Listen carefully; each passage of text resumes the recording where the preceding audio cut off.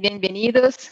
Yo soy Tatiana Méndez, soy gerente de soporte de AD Instruments. Para aquellos que no conocen AD Instruments, es una compañía que desarrolla soluciones, herramientas para investigación y enseñanza en el área de la salud y ciencias de la vida. Y en periodo de pandemia estamos invitando a profesores, investigadores, para que hablen un poco de su trabajo y compartan un poco de su conocimiento con nosotros acá por estas lives desde YouTube. Estamos en transmisión en vivo, directo, por nuestro canal en YouTube, AD Instruments Latam. Además, acá de aquellos que están acá en nuestra plataforma de webinar de Zoom. ¿Okay? En día de hoy tenemos el placer de invitar para hablar un poco con nosotros el profesor Alain Riveros, que va a hablar sobre de un monte andino a un valle marciano, la importancia de la ecofisiología para la ciencia del siglo XXI. Para nuestras lives contamos con el apoyo de nuestros distribuidores locales. AD Instruments es una compañía global y tenemos representaciones por toda Latinoamérica. Entonces, aquellos que están en Colombia, contamos con el apoyo de la compañía de DAC Libros, que trabaja con esos productos hace muchos años ya.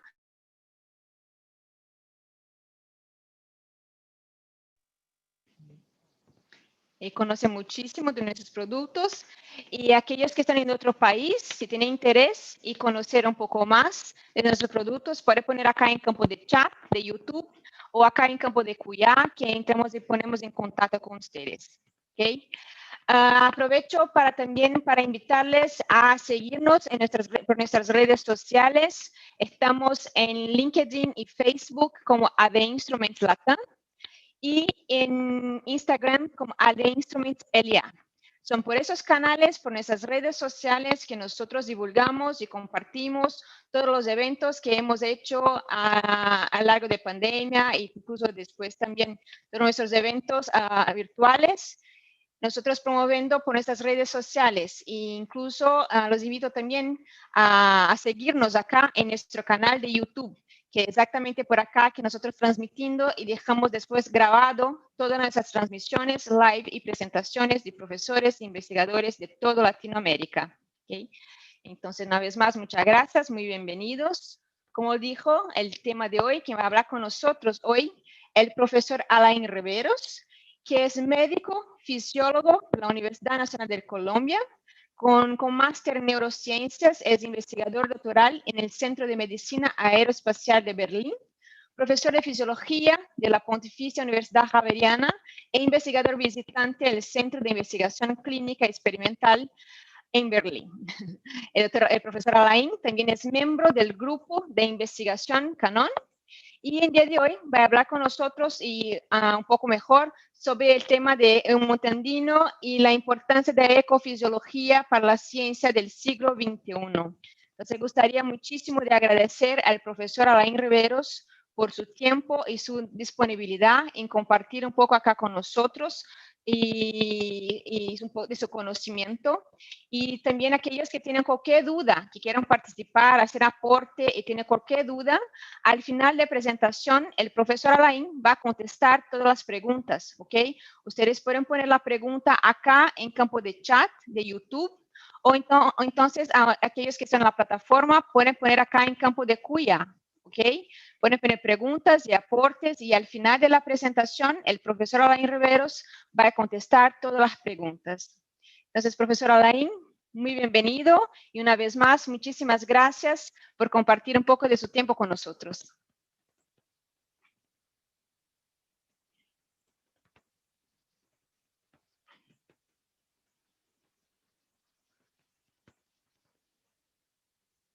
No te escuchamos. Aló, saludos. Sí. Ahora sí. Hola, muchas gracias, Tatiana, y a ustedes por la oportunidad de compartir con las personas esta pequeña narración. Ahora sí. Hola, muchas gracias, Tatiana, y a ustedes por la oportunidad. ¿Ustedes están recibiendo el feedback? Las personas, ¿no? Esta pequeña narración. Ahora Hola, muchas gracias, Tatiana, y a ustedes por ¿Ustedes están recibiendo el feedback? Perdón, profesor, si está en YouTube, si puede sacar el sonido, porque oímos dos veces. ¿Ustedes están recibiendo el feedback? Perdón, profesor, si está en YouTube, Si puede sacar el sonido, porque oímos dos veces. Ah, ok. That's why. Un momento. Ok, ya. Ahora sí, mejor. Gracias. ¿Ya están viendo mi pantalla? Ya miramos tu pantalla, perfecto. Ok, perfecto. Bueno, pues muchas gracias nuevamente a todos. Les doy una bienvenida esta tarde. Para ustedes, la mayoría supongo, noche para mí. Me encuentro aquí desde Berlín. Como bien lo habíamos anunciado, la idea es de una forma narrativa contarles la experiencia que como investigador he desarrollado con los años a través de un área que creo requiere fortalecerse un poco más. Y eso lo vas a hacer a través de una historia personal. De ahí el hecho de que el título pueda sonar un poco extraño, pero ya espero que con el desarrollo de la presentación lo puedan entender un poco mejor. Antes de continuar, quiero aclarar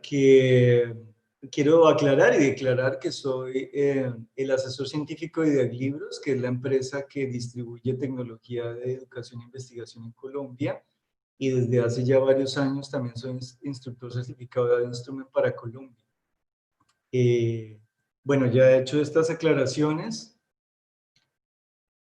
Quisiera comenzar este viaje, que por supuesto se va atrás en el tiempo, hace ya muchos años. Yo soy bogotano, para los que no sepan, eso equivale a haber nacido casi 3 kilómetros sobre el nivel del mar, en las montañas andinas. Y en mi niñez me estuve criando en un pueblo muy cerca de Bogotá, que en lengua nativa, Chiguachía quiere decir ventana de la luna. De hecho, creo que el nombre es muy atinado, sobre todo en los recuerdos que tengo de mi infancia, porque precisamente junto con mi hermano las noches solíamos observar el cielo y, bueno, cuestionarnos muchas cosas que probablemente ni en aquel entonces ni ahora nos hemos podido responder. Lo cierto es que curiosamente desde esas montañas, junto con mi hermano, comenzamos a tener y a desarrollar una curiosidad por la ciencia. De hecho, en la actualidad mi hermano también es profesor de fisiología y juntos en la actualidad coordinamos un grupo de investigación que es el grupo Canon de Fisiología y Neurociencia. La idea básicamente es que nos enfocamos en fenómenos ecofisiológicos. Él por su parte está trabajando en algo que se denomina ecología cognitiva. Y en mi caso, como lo vamos a ver, pues en una rama que se enfoca en las respuestas del cuerpo humano a estos ambientes extremos.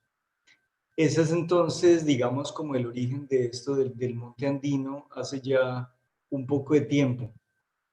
Y de la ventana de la luna pasamos ahora a Das Fenster de Wissenschaft, que en lengua nativa, por supuesto alemana, quiere decir la ventana de la ciencia. Ese es básicamente el Centro para Medicina Espacial y Ambientes Extremos en Berlín, que estaba en la Universidad Charité, y es donde me encuentro actualmente desarrollando algunas de las investigaciones que les quiero compartir.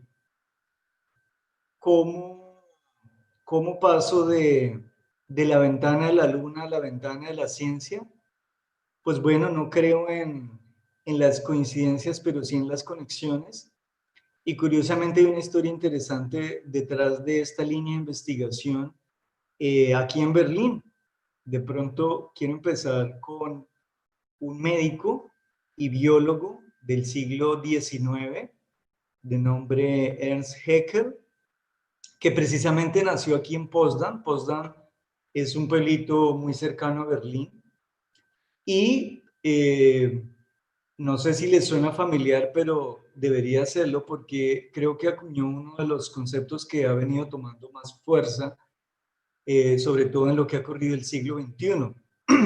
Estoy hablando del concepto de ecología, que de hecho, vean ustedes, fue originalmente creado en alemán. Ökologie es la palabra con la que Haeckel quería describir esas relaciones que los organismos vivientes entablaban con el ambiente tomado precisamente la raíz griega oikos, que quiere decir casa.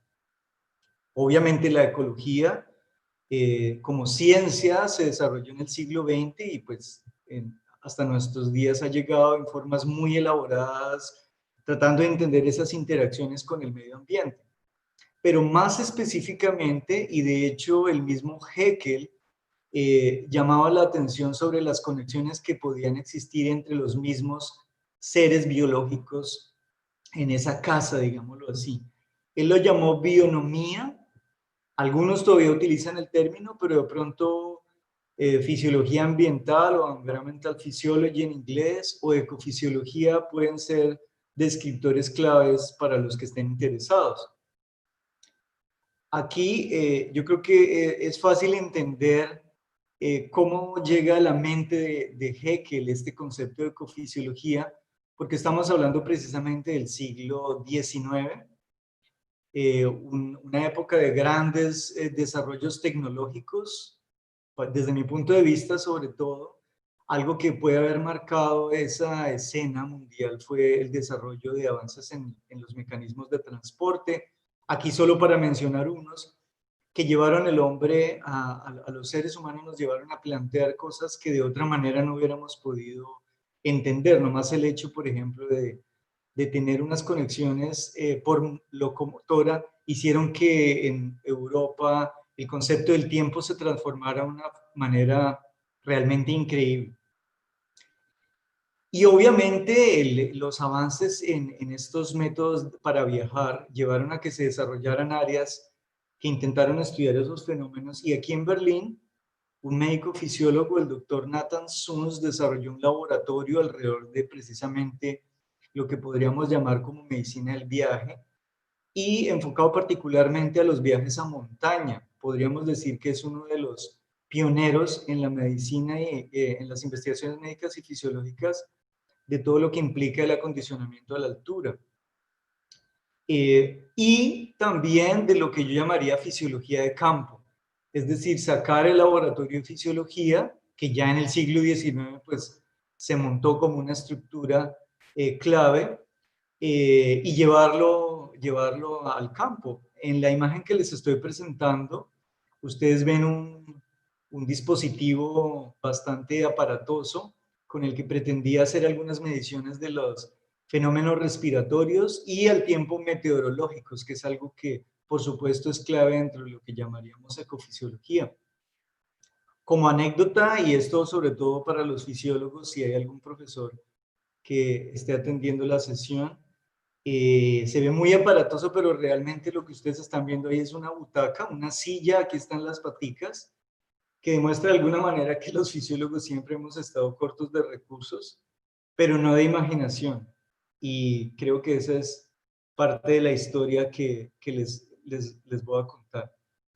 Aquí en el mismo Berlín, en los años 40 sobre todo, el doctor Gauer desarrolló una línea de investigación muy interesante, de la cual actualmente nos nutrimos mucho, y es el campo de la biología gravitacional, un fenómeno que de otra manera podría haber pasado desapercibido, pero que hoy sabemos es un condicionante importante de muchos fenómenos fisiológicos. Tal vez algunos familiarizados con el área lo reconozcan por el famoso reflejo de Henry Gauer, que básicamente, descrito por él, de hecho, hace alusión a una serie de fenómenos que conducen al aumento en la excreción de orina, desencadenado por un aumento o dilatación de las cámaras auriculares, que por supuesto requirió muchos estudios para entender cuáles eran las conexiones neuroendocrinas, pero que nos permiten entender muchos fenómenos que se aplican tanto a la medicina espacial como a la medicina en tierra. Y él precisamente utilizó para poder llegar a esos descubrimientos una serie de estrategias en el laboratorio que de hecho en un momento les voy a mostrar, que fue el uso de centrífugas, donde a los perros eran sometidos a varias fuerzas G y pues de esa manera obtener los registros para sacar sus conclusiones. El doctor Gawa aquí en Berlín pudo dejar algunos de sus pupilos, entre ellos el doctor Kirchner, y llega hasta nuestros días a través del profesor Hans Christian Gunga. De hecho es mi profesor, o doctor Vater, como lo llaman aquí en Alemania, quien ha abordado de manera frontal todos los fenómenos a los cuales es expuesto el cuerpo humano en diferentes condiciones.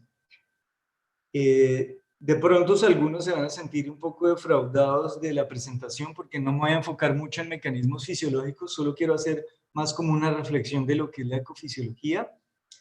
Pero si alguno está interesado en ahondar en qué pasa con el cuerpo humano en estas condiciones, extremo calor, extremo frío, altura, viajes espaciales, los invito a que lean este libro, Human Physiology in Extreme Environments, que ya va en la segunda edición, en inglés. De hecho, yo hice la traducción al español, que espero que en algún momento aflore, pero mientras tanto, de hecho, si quieren, pueden buscarlo en Google Books y el primer capítulo está disponible, así que podría ser como un buen pasabocas para los que quieran inmiscuirse un poco más en las investigaciones del profesor Gunga, que entre otras, aunque en el grupo pues hemos desarrollado diferentes líneas, él como tal se ha especializado en fenómenos cronobiológicos y particularmente fenómenos de termorregulación.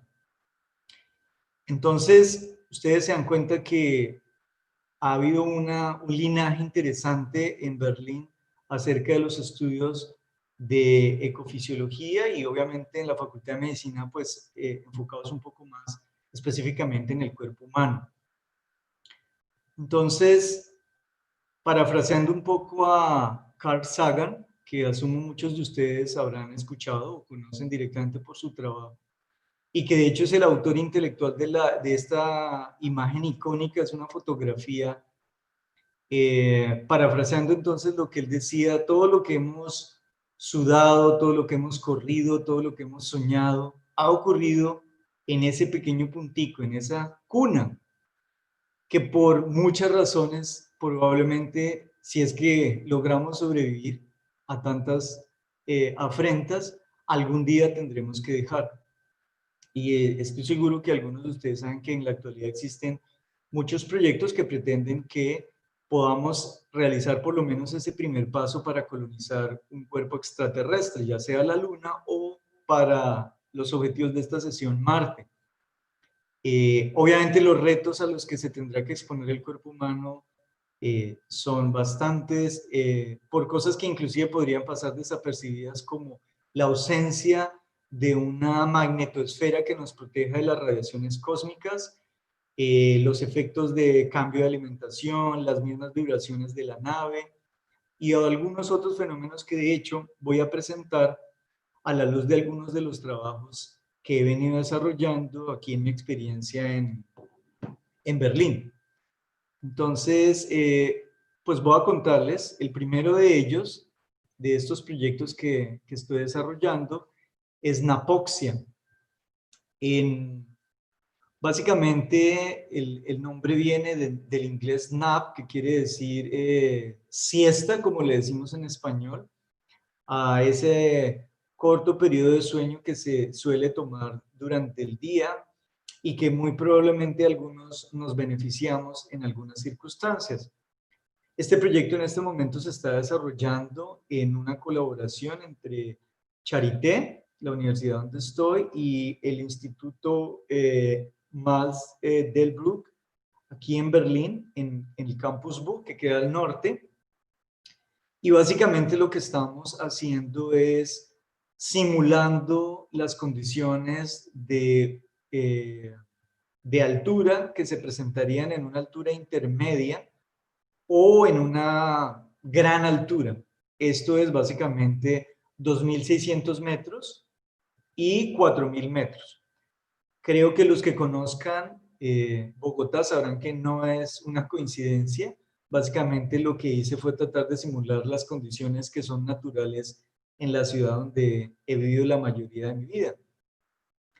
Pero hay algo interesante detrás del asunto y es que la simulación de las condiciones atmosféricas de la altura de Bogotá podrían ser muy similares a lo que ocurren en naves aeroespaciales.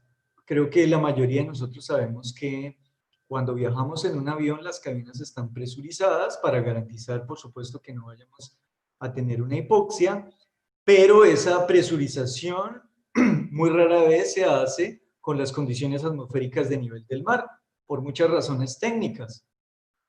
Y más bien lo que tenemos es una presión, digámoslo, dentro de la cámara que satisface la mayoría de las necesidades, pero que estaría simulando más o menos lo que en condiciones naturales sería unos 2.400 metros sobre el nivel del mar. Creo que para todos es común, los que han viajado en avión, que en estas condiciones solemos tomar algunos, la siesta. Y para los que han estudiado el sueño, saben que durante el dormir hay una serie de cambios fisiológicos importantes que llevan a que inclusive en condiciones normales la saturación de oxígeno y otros parámetros respiratorios se vean modificados. ¿Qué sucede si en estas condiciones de una relativa hipoxia, digámoslo por lo menos ambiental, nosotros entramos en ese estadio particular? Pues básicamente es una de las preguntas que estamos explorando en este momento con abordajes desde el punto de vista cognitivo y desde el punto de vista autonómico para tratar de desentrañar algo que creo puede ser importante en futuros proyectos. De hecho, vale la pena mencionar que esto no es exclusivo de las naves aéreas, digámoslo, de los aviones, sino que estas condiciones particulares atmosféricas se mantienen también en naves. Menciono, por ejemplo, la Estación Espacial Internacional, por probablemente las mismas razones técnicas, destacando dentro de ellas el hecho de que una conflagración puede ser mejor controlada si las concentraciones de oxígeno son menores de lo habitual a nivel del mar. Creo que entender esto puede ser importante para no solo el viaje, sino para futuras colonias que, como veremos, tendrán que hacer algunas adaptaciones atmosféricas en esos ambientes. Por supuesto, además de simular la altura intermedia, que en este caso sería la altura de Bogotá, también estamos simulando una condición que yo he denominado sierra en alusión a unas montañas hermosas que existen en Colombia, en el norte del país, que corresponden a la Sierra Nevada de Santa Marta. Y muy posiblemente, pues espero pronto poder compartir los resultados de este proyecto acerca de los cambios que ocurren en un fenómeno que de hecho es ya bastante complejo, que es el fenómeno del dormir. Pero viajar hasta Marte no solo implica tener una atmósfera diferente, por decirlo de alguna manera, sino que también nos llevará a someternos a unos cambios gravitacionales importantes. Aquí quiero mostrarles otro proyecto en el que estoy participando de manera activa.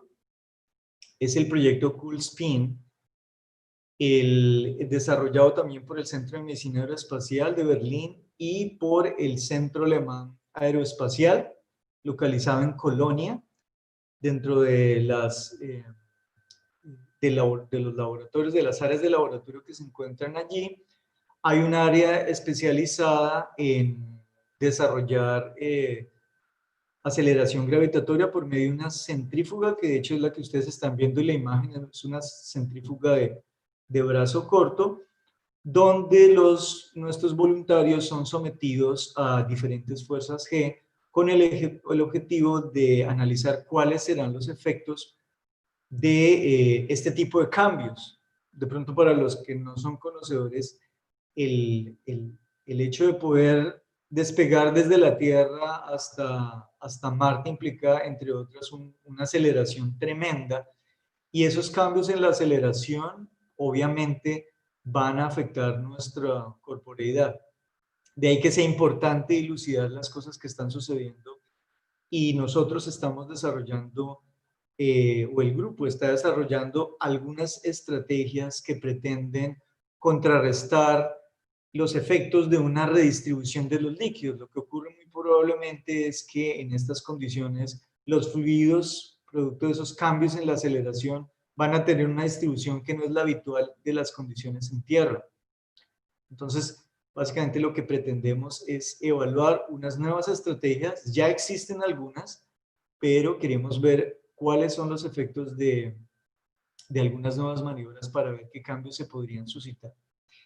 Y finalmente, la otra investigación que he estado trabajando es un proyecto denominado ERA.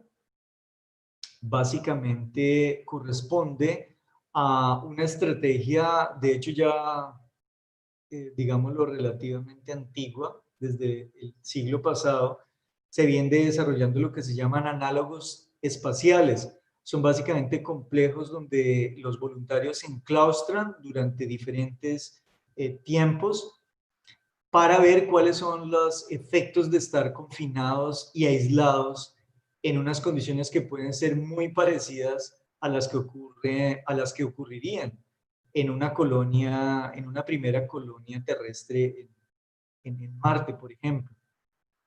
De hecho, nuestro grupo se alimenta de diferentes estrategias. Alemania tiene en la Antártida una base de investigaciones donde geólogos y físicos, meteorólogos hacen estudios, y lo que hace nuestro grupo básicamente es anualmente, cuando se hace el recambio, digamos, de ese grupo, hacer evaluaciones para mirar qué perturbaciones o qué modificaciones han ocurrido por simplemente la estancia en unas condiciones, ya se imaginaron ustedes, de absoluto aislamiento y confinamiento.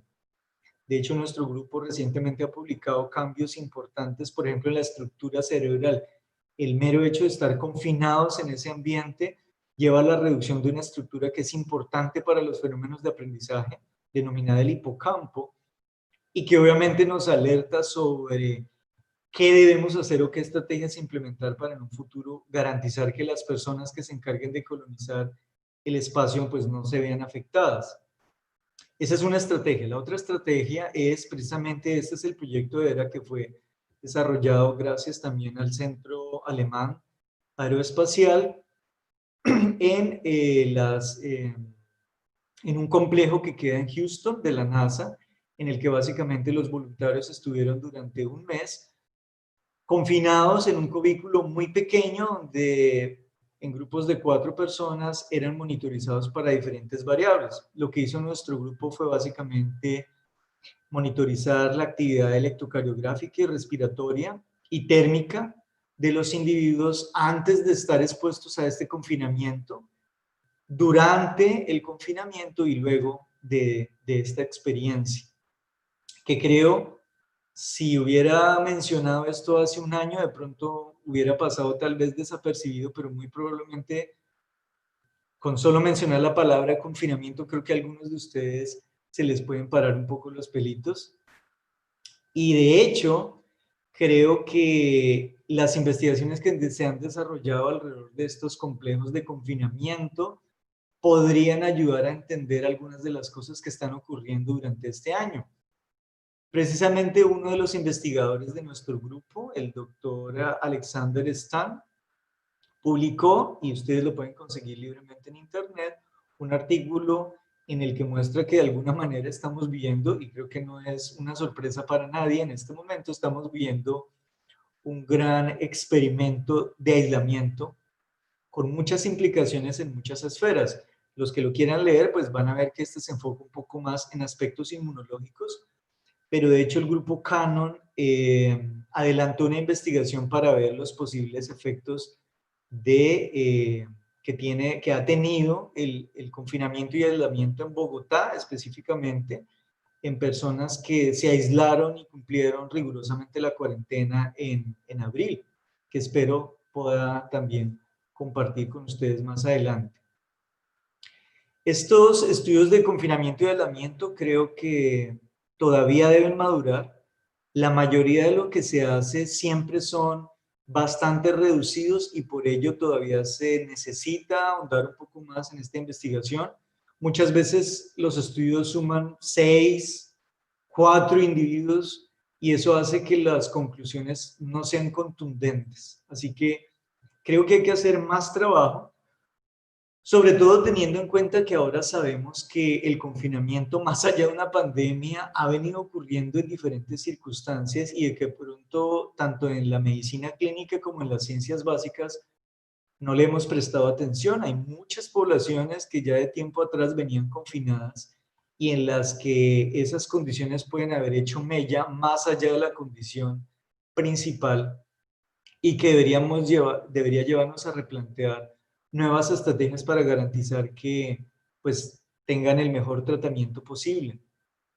Entonces, de hecho, creo que en este año algunas aproximaciones ecofisiológicas han resonado. Este es un estudio en el que muestra cómo factores ambientales podrían modificar la propagación.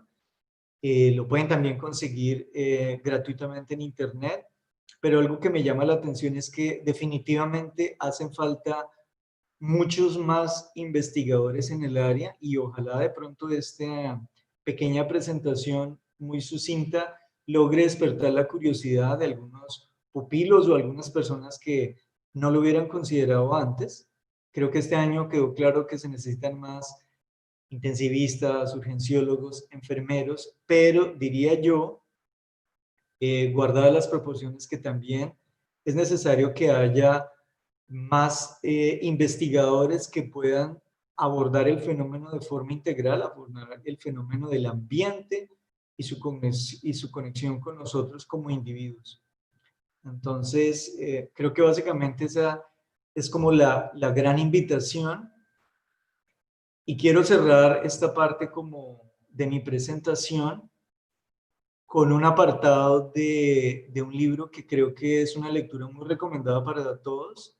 El libro es La sabiduría del cuerpo, escrito por el doctor Walter Cannon, de hecho de ahí el nombre de nuestro grupo, que como muchos de pronto sabrán fue quien acuñó el concepto de homeostasis, que es desde mi punto de vista el pilar central de la fisiología contemporánea.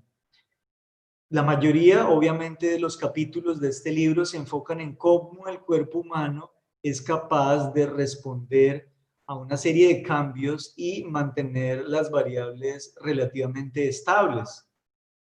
Y posiblemente creo que todos nos beneficiaremos de su lectura a pesar de que fue escrito hace casi un siglo. Pero lo que de pronto no muchos han prestado atención es que hay un epílogo muy interesante al final del libro que hace una relación, hace una alusión a las relaciones entre lo que llamaríamos la homeostasis biológica, es decir, todos esos mecanismos que explican cómo un conjunto de organismos individuales, si queremos entender a las células como tales, podría tener una serie de similitudes con una homeostasis social en la que las células, en este caso seríamos nosotros como individuos. Y creo que algo que efectivamente la pandemia ha demostrado es que estamos más conexos de lo que lo hubiéramos podido imaginar, como algo que ocurre en una parte del globo es capaz de afectarnos a todos, precisamente como un cuerpo. Somos de alguna manera un cuerpo constituido por una serie de estructuras. Y más que declararlo, el doctor Cannon lo que plantea es la pregunta: ¿no existen principios generales de estabilización? ¿No sería útil que examináramos otras formas de organización, doméstica, industrial o social, a la luz de la organización del cuerpo? Y muy posiblemente creo que podría ser uno de los aportes que los fisiólogos podríamos dar en los tiempos que corren, tratando de llevar todo eso que hemos estudiado desde la organización celular hasta la organización de nuestras sociedades. Creo que es, como les decía, un resumen de lo que considero hace que la ecofisiología deba comenzar a tomar un rol importante, específicamente en el campo de la investigación, para este siglo en el que muy posiblemente estaremos en algunas décadas ya formando colonias en Marte. Entonces, con esto les quiero agradecer desde el cielo de Berlín. Esta es una foto que tomé durante la cuarentena de abril. De pronto no sé si la imagen es tan buena como para que vean ustedes que ese gracias especial, pues por su atención, está marcado por una pequeña tenue luz blanca que corresponde al paso de la Estación Espacial Internacional sobre el cielo de Berlín, que nos recuerda cómo desde aquí en la Tierra creo que tenemos un futuro en los cielos. Así que, bueno, muchas gracias. Como les decía, espero no haberlos defraudado si buscaban un poco más de un abordaje más teórico de la fisiología. Creo que posiblemente haya más tiempo adelante. Y si alguien está interesado de pronto en recibir material o tiene alguna pregunta o quiere ahondar más allá de las preguntas que eventualmente podamos hacer, dispongo de los correos para ustedes, el correo de la Javeriana y el correo de Charité para que me contacten. Y por supuesto sería muy interesante establecer conexiones con otros investigadores que yo sé existen en la región y que pudiéramos por supuesto comenzar a trabajar un poco más en el asunto. Así que muchas gracias y bueno, Tatiana, te doy la palabra. Sí. Gracias, profesor. Si fuera, por favor, profesor, poner sus correos acá en campo de chat, porque aparece su cámara sobre el correo y no aparece también. Entonces, si por favor puede poner acá y después utilizar. Perfecto. Estamos abiertos a recibir preguntas, ¿ok? Tanto por acá por YouTube o por acá en campo de Cuiá. Hay una pregunta acá en chat de YouTube, que es una pregunta súper interesante, ¿verdad? Que como compañías actuales como SpaceX hacen investigaciones en fisiología humana o en espacio, ¿y cuáles son las principales alteraciones en la fisiología humana en esos ambientes? La primera pregunta, perdón, no la entendí, es Y las cómo compañías actuales como SpaceX hacen ya. investigaciones en fisiología humana o en el espacio. Bueno, en general, de hecho, esto creo que ahora es mucho más popular de lo que era algunos años. Es una empresa privada y eso, digamos, que es lo que la destaca entre otras, pero creo que vale la pena mencionar que realmente son la mayoría de las agencias públicas o gubernamentales las que han desarrollado investigaciones en el área. NASA, obviamente en Estados Unidos, pero aquí la Agencia Espacial Europea o la JAXA u otras que han venido desarrollando diferentes modelos de cómo evaluar las funciones biológicas en el espacio. Hay muchas formas de hacerlo. De hecho, aquí en Alemania hay una torre en la que básicamente se puede someter al fenómeno llamado de ingravidez a pequeños organismos en una especie como de torre en la que se genera caída libre. Y digamos que esa sería como la manera de simular el fenómeno más importante o el que más llama la atención cuando hacemos viajes espaciales, que es el fenómeno de ingravidez. ¿Qué es la ingravidez? En inglés básicamente lo denominan weightlessness, que es como la ausencia de peso, y por ello mismo básicamente es una condición en la que esas condiciones en la que los líquidos en nuestro cuerpo se encuentran distribuidos de una manera, comienzan a cambiar. Básicamente los líquidos que están habitualmente en la Tierra en el hemicuerpo inferior se distribuyen hacia el hemicuerpo superior. Y eso les contaba a ustedes, por ejemplo, con el reflejo de Henry Goward, condiciona, por ejemplo, el aumento de la eliminación de líquidos. Pero el hecho de que no exista ese peso, esa fuerza sobre nosotros, que a corto plazo explica cambios en el sistema cardiorrenal, por decirlo así, puede a la larga también involucrar otros sistemas. Uno de ellos, por ejemplo, es el sistema osteomuscular. Obviamente, los cambios de no estar bajo ese estrés gravitatorio continuamente pueden deteriorar la fuerza muscular o la densidad ósea. De ahí que muchas de las medidas contrarreguladoras que se hacen impliquen mantener una buena actividad física para los astronautas o las personas que viajen al espacio. Así que, bueno, la pregunta realmente es muy amplia y la respuesta tendría que serlo también, pero es solo como bueno, un pequeño brochazo. Precisamente en el último capítulo del libro del doctor Gunga, creo que hace un buen resumen de los principales cambios que ocurren en el cuerpo humano bajo estas condiciones. ¿Vale? Sí, claro. Una otra pregunta que ha llegado acá. Profesor, quisiera preguntarle si ha tenido la oportunidad de participar en investigaciones sobre control vestibular y control del movimiento en microgravedad. No. Es un área, por supuesto, fundamental e importante, porque precisamente como lo mencionaba, los fenómenos gravitatorios afectan los diferentes sistemas, ya lo expliqué con el sistema cardiorrenal y el sistema musculoesquelético, pero obviamente las estructuras vestibulares también básicamente son como nuestro sentido de orientación gravitatoria. Es un área interesante, pero mi trabajo se enfoca más en las conexiones mente-cuerpo, así que mi línea de investigación está más enfocada en el sistema nervioso autónomo. Por ende, no he ahondado en ese particular. Ok, una otra pregunta que ha llegado acá. Quisiera saber cuál es el supuesto que explica las alteraciones en el hipocampo observada en personas confinadas. ¿Cuál es el? ¿Cuál es el supuesto que explica las alteraciones en el hipocampo observadas en personas confinadas? Bueno, de hecho, ese es un trabajo que desarrolló nuestro grupo, como les decía, basado en los científicos que trabajan en el confinamiento de la Antártida. Y los hallazgos son realmente dramáticos porque se llegaron a encontrar disminuciones hasta el 50% del volumen hipocampal.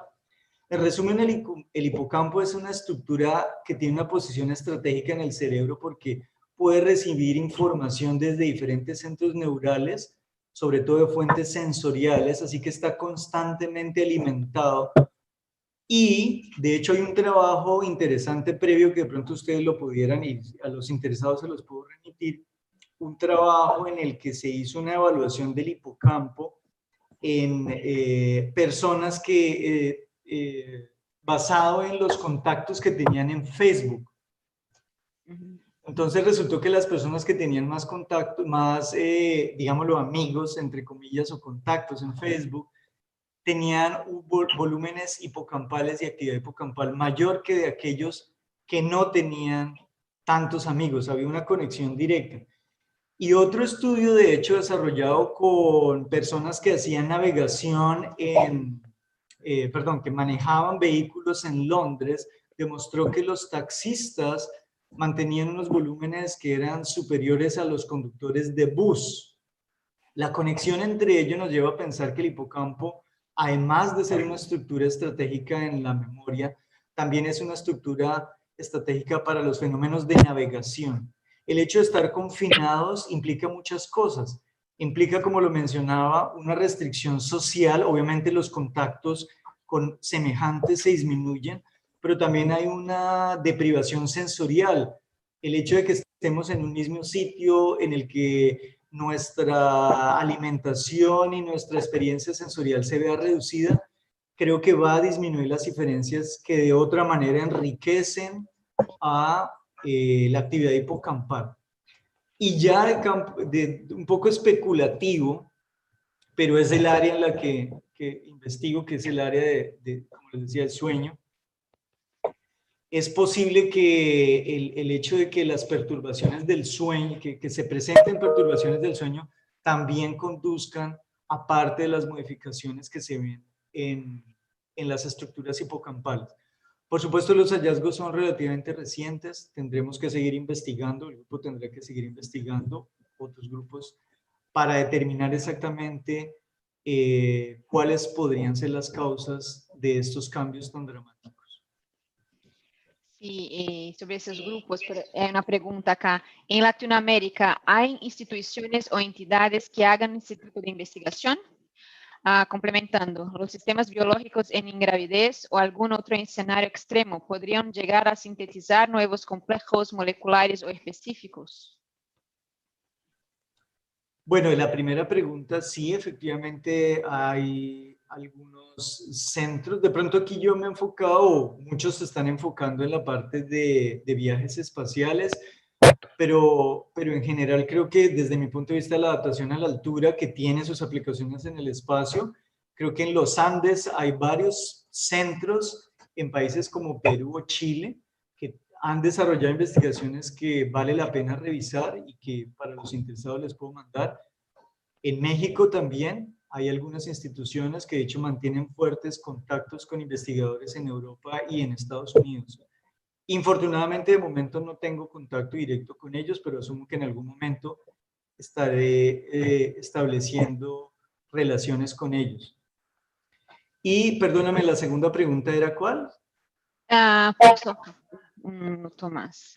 ¿Los sistemas biológicos en ingravidez o algún otro escenario extremo podrían llegar a sintetizar nuevos complejos moleculares o específicos? Bueno, no sé exactamente a qué se pueda referir la pregunta de nuevos, como si fuera una molécula no existente. Pero lo que sí es cierto es que en las condiciones espaciales sí hay una alteración en la expresión de proteínas. Y de hecho, de manera interesante, algo que se me olvidó mencionar al final es que, y muchos amigos de hecho siempre me preguntan, bueno, esas cosas espaciales, pues muy bonito, pero no son como muy de ciencia ficción, ¿tienen alguna utilidad aquí en la Tierra? Y lo cierto es que muchos de los descubrimientos que se han hecho en fisiología y medicina espacial se han aplicado aquí en Tierra.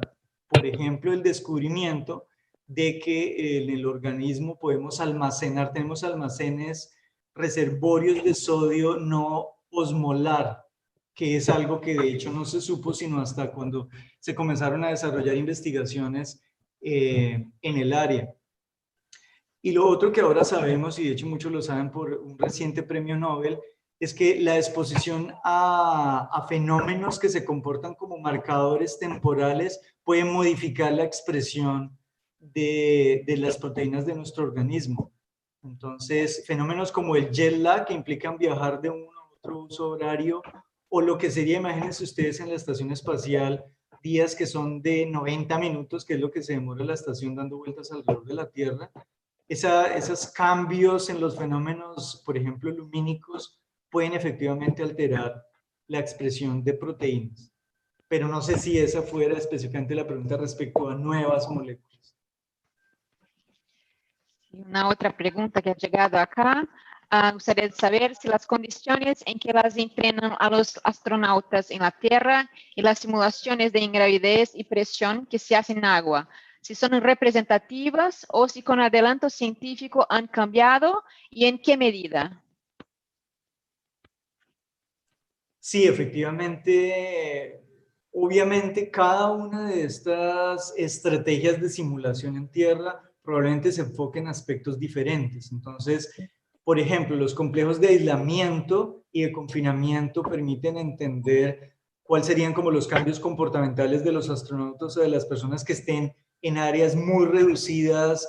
Ya se imaginaron ustedes que en estas naves pues no hay mucho espacio para dormir. La actividad como por ejemplo orinar o hacer una deposición pues no se van a hacer de la manera convencional. Entonces esos simulados de confinamiento pues se enfocan en un área específica respecto al confinamiento. Existen otros que se enfocan en, por ejemplo, en una alteración de la movilidad, como lo que mencionas en la pregunta de las piscinas donde algunos de los astronautas hacen inmersión, que además implica también el hecho de estar en trajes especiales donde hay unas atmósferas controladas. Pero, por supuesto, aunque aproximan a los astronautas, y por supuesto ese es el entrenamiento que ellos reciben, y por supuesto ha facilitado bastante el hecho de que podamos viajar al espacio, algo que no tienen es el hecho de que se presenten todos los fenómenos al tiempo. Cuando viajemos al espacio y cuando hagamos colonias en el espacio, muy probablemente todo ese ramillete de estrés desde diferentes perspectivas pues va a estar juntado. Así que aunque si bien es cierto, sí prepara bastante el entrenamiento en tierra de los astronautas, serán las condiciones reales del espacio las que demostrarán que tan bien entrenados están.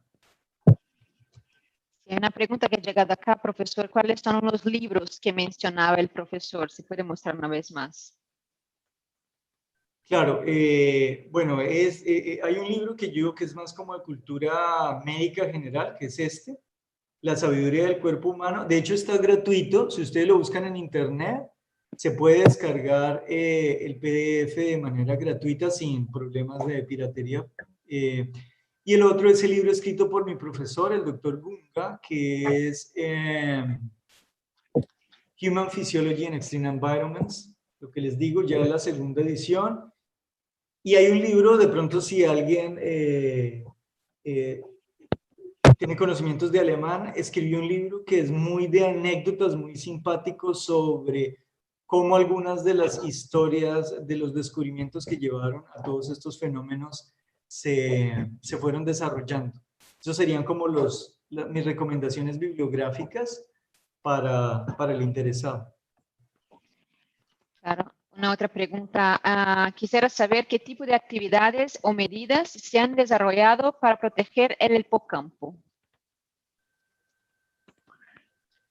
Bueno, de pronto, la verdad no es mi área de enfoque, así que no puedo responder como un experto, pero como ya les había mencionado, es importante que la actividad sensorial y la actividad social se mantengan de la mejor manera posible, sumado a lo que yo llamaría como estrategias generales de salud, que son básicamente mantener una adecuada actividad física, y de hecho hay estudios que demuestran que mientras realizamos actividad deportiva hay un factor que se llama el factor neurotrófico derivado del encéfalo, es capaz de promover el desarrollo de nuevos circuitos en el hipocampo, así que una de las primeras estrategias sería precisamente mantener unos muy buenos niveles de actividad física.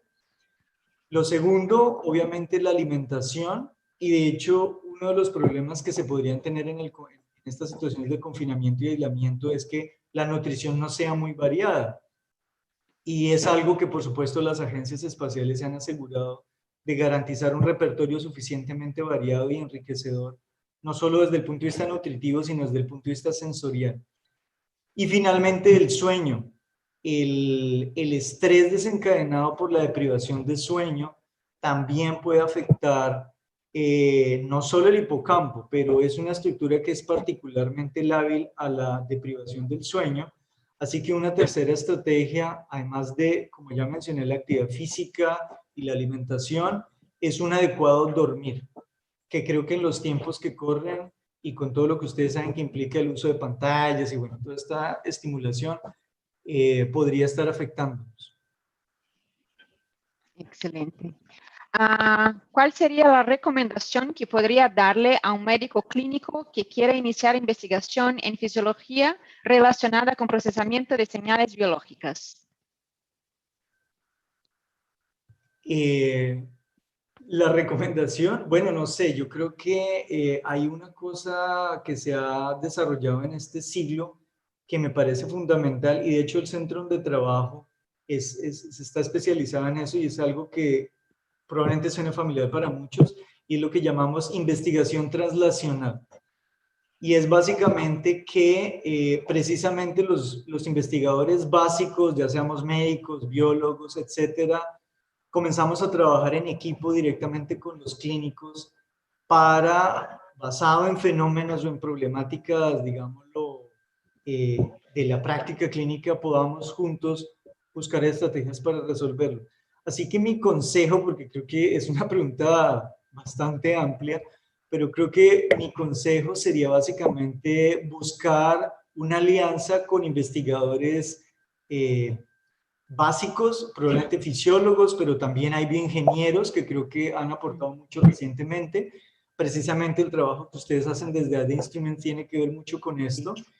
Creo que es una alianza estratégica que va a permitir que saquemos más jugo de muchas cosas que probablemente no estamos aprovechando. Quiero contarles, de hecho, una experiencia personal interesante que tengo con unos investigadores en el área clínica de la Universidad Javeriana, enfocados en la investigación de sueño, que tradicionalmente pues han utilizado, y probablemente los especialistas lo usan, la polisomnografía para hacer las evaluaciones de sus pacientes, pero lo cierto es que este es un campo que no se ha explotado suficientemente. La polisomnografía es un registro que tiene una riqueza de variables y que desafortunadamente o infortunadamente en la práctica clínica se limita a una banda muy estrecha. Y lo que creo y espero poder colaborarle a mis colegas clínicos es darles o enriquecerles el panorama de las estrategias para que puedan sacar más provecho de esas señales. Lo mismo lo he intentado hacer en otras oportunidades, por ejemplo en la unidad de cuidado intensivo. También hay unos equipos fantásticos que toman una gran cantidad de señales, pero la mayoría del tiempo en la rutina clínica se limitan a reportar parámetros que entiendo dentro de la lógica de un médico clínico, pues no lo llevan a ir a más detalles. Así que mi recomendación general es buscar alianzas con aquellos que pues ya tienen esa experiencia y generar preguntas a fenómenos o problemas comunes. Claro. Una última pregunta que ha llegado acá. Si hay trabajos de fisiología de ambientes especiales en mujeres y niños. Esa es una muy buena pregunta, para la que infortunadamente tengo que decir que no hay suficientes estudios. Y precisamente con el cuento de la pandemia, este año me puse a hacer una revisión narrativa acerca de todos los estudios fisiológicos en ambientes extremos, sobre todo en particular en confinamiento. Y la mayoría, creo que se entenderán las razones, son hechos en hombres adultos blancos. Y digamos que la heterogeneidad étnica o la heterogeneidad etaria, pues no está en la mayoría de estos estudios. Creo que es entendible las razones, pero creo que también estamos en un buen momento para comenzar a abordar estos fenómenos. Precisamente con un colega estamos a punto de publicar algunas cosas que hemos venido trabajando con niños.